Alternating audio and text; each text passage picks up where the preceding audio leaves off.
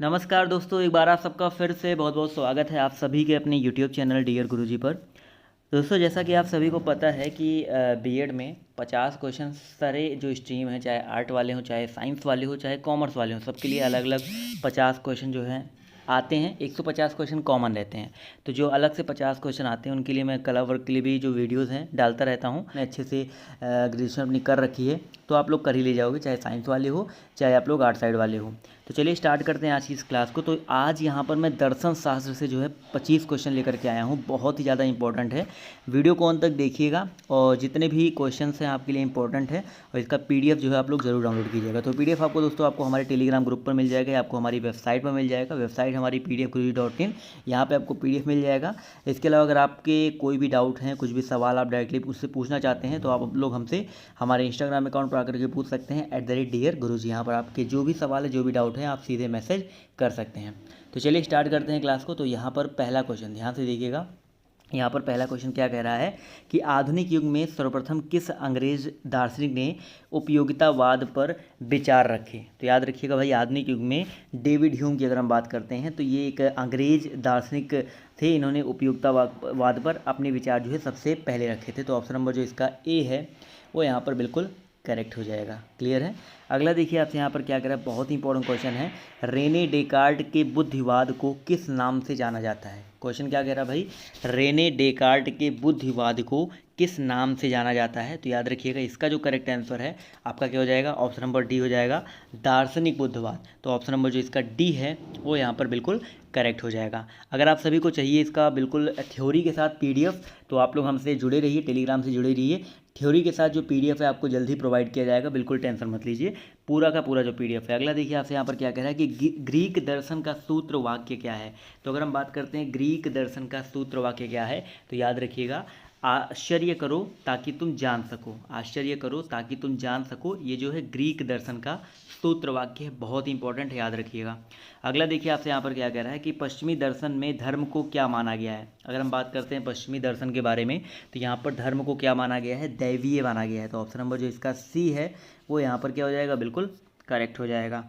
आते हैं question number 5 की तरफ। तो देखिए आपसे यहाँ पर क्या कह रहा है, पुनर्जन्म की धारणा पर किस व्यवस्था में बल दिया जाता है। देखिए पुनर्जन्म की बात हो रही है, तो पूछा गया है कि पुनर्जन्म की धारणा पर किस व्यवस्था में बल दिया जाता है। तो इसका जो करेक्ट आंसर आपको हो जाएगा संस्कार व्यवस्था, यानी कि ऑप्शन नंबर जो इसका सी है वो यहाँ पर बिल्कुल करेक्ट हो जाएगा। अगला क्वेश्चन देखिए आपसे यहाँ पर क्या कह रहा है कि उपयोगितावाद को चरम उद्देश्य क्या है। उपयोगितावाद का चरम उद्देश्य पूछा गया है, क्या है। तो याद रखिएगा भाई, उपयोगितावाद का जो चरम उद्देश्य है वो अधिकतम सुख की प्राप्ति, यानी कि ऑप्शन नंबर जो इसका ए है वो यहाँ पर बिल्कुल करेक्ट हो जाएगा। ये उपयोगितावाद का चरम उद्देश्य है। अगला देखिए आपसे यहाँ पर क्या कह रहा है कि द्वैतादैव सिद्धांत के प्रवर्तक कौन है। तो अगर हम बात करते हैं द्वैतादैव सिद्धांत के बारे में तो इसके जो प्रवर्तक हैं वो कौन है, निम्बकाचार्य जी हैं। तो ऑप्शन नंबर जो इसका डी है वो यहाँ पर बिल्कुल करेक्ट हो जाएगा। अगला क्वेश्चन काफ़ी ज़्यादा बार आपके एग्जाम में आ चुका है, चाहे आर्ट साइड वालों चाहे आप नॉर्मल एग्जाम की तैयारी कर रहे हो तो अब भी आपको ये क्वेश्चन मिला ही होगा कि भाई पतंजलि का जो संबंध है वो किससे है। तो याद रखिएगा पतंजलि का जो संबंध है वो योग दर्शन से है। किससे है, योग दर्शन से है। तो ऑप्शन नंबर जो इसका ए है वो यहाँ पर बिल्कुल करेक्ट हो जाएगा। अगला ध्यान से देखिएगा यहाँ पर क्या कह रहा है, क्वेश्चन नंबर 9 नंबर क्वेश्चन कह रहा है कि जैन धर्म का सबसे महत्वपूर्ण ग्रंथ जो है कौन सा है। अगर हम बात करते हैं जैन धर्म के बारे में तो जो जैन धर्म का सबसे महत्वपूर्ण ग्रंथ है वो आपका कौन सा है सर, कल्पसूत्र है। कौन सा है, कल्पसूत्र है, यानी कि ऑप्शन नंबर जो इसका बी है वो यहाँ पर बिल्कुल करेक्ट हो जाएगा। इसके अलावा दोस्तों अभी ये वीडियो जो है आप लोग देख रहे होंगे 1:30 बजे के, अगर आसपास इस वीडियो को देख रहे हैं तो 2 बजे दोस्तों आपका हिंदी का एक टेस्ट, स्पेशल टेस्ट है, आपको अनअकैडमी के प्लेटफॉर्म पर देखने मिलेगा, बिल्कुल फ्री टेस्ट है। तो जितने भी लोग उस टेस्ट को देना चाहते हैं नीचे डिस्क्रिप्शन बॉक्स में लिंक दिया गया है क्लास का, वहाँ पर आकर के वीडियो को देख सकते हैं, वहाँ पर आकर के क्लास को ले सकते हैं। ठीक है। अगला देखिए आपसे यहाँ पर क्या कह रहा है कि प्लेटो की अध्ययन पद्धति थी। अगर हम बात करते हैं प्लेटो के बारे में तो जो प्लेटो की अध्ययन पद्धति थी वो कैसी थी, निगमनात्मक थी। तो ऑप्शन नंबर जो इसका सी है वो यहाँ पर बिल्कुल करेक्ट हो जाएगा। अगला देखिए आपसे यहाँ पर क्या कह रहा है कि अरस्तु सर्वाधिक प्रभावित था। अरस्तु की अगर हम बात करते हैं, सभी को पता है एक बहुत ही महान दार्शनिक थे और ये सर्वाधिक प्रभावित थे कहाँ से। तो याद रखिएगा अरस्तु जो है सर्वाधिक प्रभावित थे द लॉज से। तो ऑप्शन नंबर जो इसका डी है वो यहाँ पर बिल्कुल करेक्ट हो जाएगा। क्लियर है दोस्तों आप सभी को। चलिए आते हैं क्वेश्चन नंबर 12 की तरफ। तो यहाँ पर देखिए ध्यान से क्या कह रहा है, बहुत ही इंपॉर्टेंट क्वेश्चन है। भाट मत के बारे में पूछा जा रहा है कि इसके प्रवर्तक कौन है। तो याद रखिए दोस्तों, इसके जो प्रवर्तक हैं वो कुमारिल भट्ट जी हैं। तो ऑप्शन नंबर जो इसका सी है, कुमारिल भट्ट, यहाँ पर बिल्कुल करेक्ट हो जाएगा। ठीक है दोस्तों, अब देखिए दर्शन शास्त्र से जो क्वेश्चंस हैं आपके बहुत सारे बनते हैं। अब ये पाश्चात्य दर्शन से भी हो सकता है, साम्यवाद आपने पढ़ रखा होगा, बौद्ध दर्शन पढ़ रखा होगा, जैन दर्शन पढ़ रखा होगा। हर तरह के जो दर्शन हैं यहाँ पर आपको देखने को मिलेंगे। आपको अगर अच्छे से पढ़ना है तो आपको एक बार मैं जो PDF है दूंगा, अच्छे से उसको आप पढ़ लीजिएगा। अगर आप लोग थोड़ा सा बोलेंगे, अगर आप लोग थोड़ा सपोर्ट करेंगे तो मैं इसका थ्योरेटिकल जो पार्ट है वो भी पढ़ा सकता हूँ, वो भी बता सकता हूँ थ्योरेटिकल वे में। तो अगर आप लोग पढ़ना चाहते हैं एक एक टॉपिक, यानी कि दर्शन क्या है, भारतीय दर्शन क्या है, इसके अलावा वैशेषिक दर्शन क्या है, न्याय दर्शन क्या है, योग दर्शन क्या है, अगर आप लोग टॉपिक बाई टॉपिक पढ़ना चाहते हैं तो उसको भी मैं पढ़ा सकता हूँ। बस आप लोग थोड़ा सा सपोर्ट करो, थोड़ा सा बताओ कि आप लोग चाहते हो इस पर वीडियो, ये MCQ से हट करके थोड़ा वीडियो चाहते हो, तो आपके लिए वो जो वीडियोज़ हैं आपके लिए लाए जाएंगे। ठीक है, क्योंकि वहाँ पर ये बहुत ही अच्छा टॉपिक है और ये आपके आगे भी काम आने वाले हैं। तो चलिए अगले क्वेश्चन पर आते हैं। देखिए आपसे यहाँ पर क्या कह रहा है कि दर्शन शास्त्र की किस शाखा में नैतिक चेतना का अध्ययन किया जाता है। अगर हम बात करते हैं दर्शन शास्त्र के बारे में तो इसके किस शाखा में नैतिक चेतना का अध्ययन किया जाता है। तो याद रखिएगा दोस्तों, नीति शास्त्र में नैतिक चेतना का अध्ययन किया जाता है। अगला देखिए आपसे यहाँ पर क्या कह रहा है, ध्यान से देखिएगा कि पाश्चात्य दर्शन में प्रमाण विज्ञान को सुव्यवस्थित रूप देने का श्रेय जो है किसे जाता है। तो अगर हम बात करते हैं पाश्चात्य दर्शन के बारे में, मैंने बताया ना कि बहुत सारे दर्शन आपको देखने को मिलेंगे। तो इसमें जो है बेसिकली पूछा गया है कि प्रमाण विज्ञान को सुव्यवस्थित रूप देने का श्रेय किसे जाता है। तो लॉक को भी जाता है, कॉन्ट को भी जाता है। तो ऑप्शन नंबर जो इसका डी है, ए व बी दोनों करेक्ट हो जाएगा।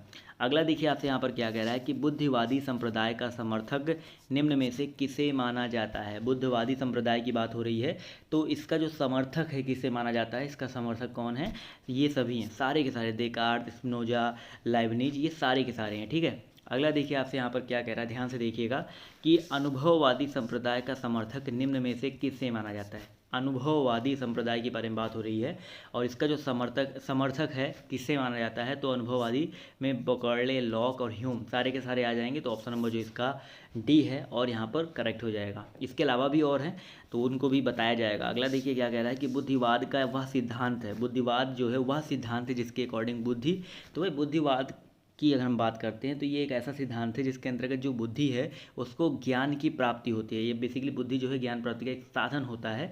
तो ऑप्शन नंबर जो इसका बी है वो यहाँ पर बिल्कुल करेक्ट हो जाएगा। चलिए आते हैं अगले क्वेश्चन की ओर।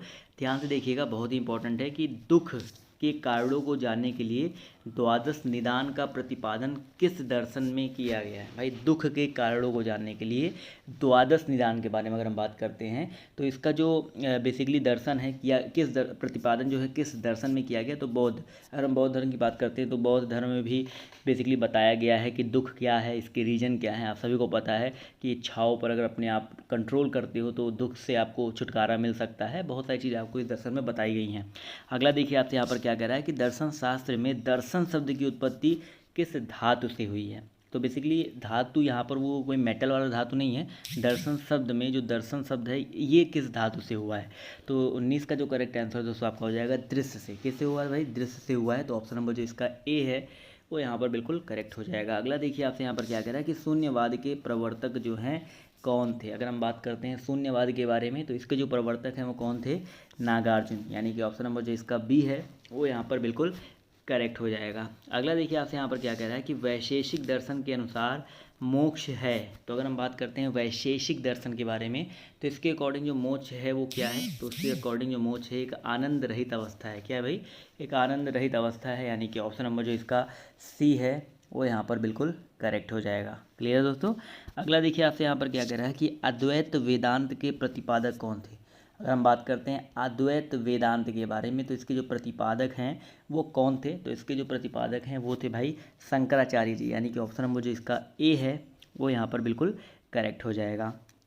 क्लियर है। अगला देखिए आपसे यहाँ पर क्या कह रहा है कि भाई वैदिक विचारधारा जो है आधारित है, वैदिक विचारधारा जो है आधारित है किस पर। तो अगर हम बात करते हैं वैदिक विचारधारा के बारे में तो ये वेदों पर आधारित है। किस पे भाई, वैदिक बना है वेदों से, तो वेदों पर आधारित है। तो ऑप्शन नंबर जो इसका डी है वो यहाँ पर बिल्कुल करेक्ट हो जाएगा। क्लियर है।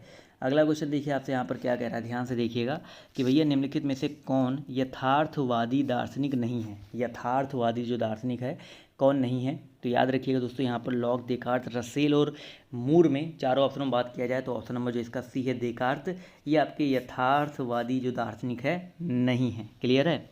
चलिए आते हैं क्वेश्चन नंबर 25 की तरफ। तो ये जो आपका होमवर्क है और इसका जवाब आप सभी को कमेंट करके देना है। क्वेश्चन पढ़ लीजिए। इसके अलावा 2 बजे एक स्पेशल टेस्ट होगा अनअकैडमी पर हिंदी का, तो जितने भी लोग इंटरेस्टेड हैं, जो लोग टेस्ट देना चाहते हैं हिंदी का, जितने लोग तैयारी कर रहे हैं अच्छे से, वो लोग टेस्ट देने के लिए आ सकते हैं। टाइम याद रखिएगा 2 बजे।